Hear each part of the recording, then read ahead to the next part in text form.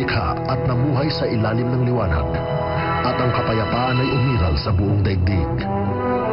Isa itong panahon ng kasaganahan at kaligayahan.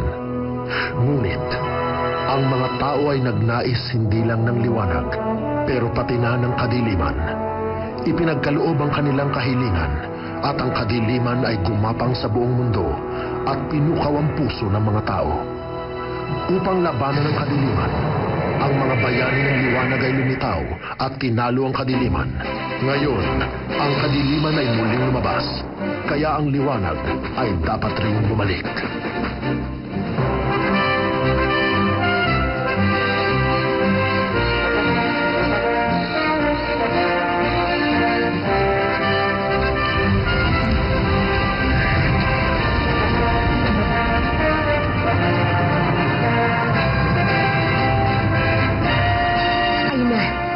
Ito na ang lugar na hinahanap natin.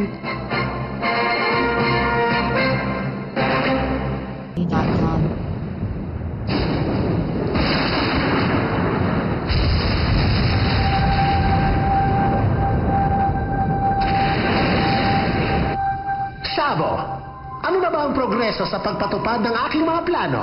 Progreso! Progreso! Opo. Ang mga plano niyo ay pinapatupad na sa mga oras na ito, Lord Nennet.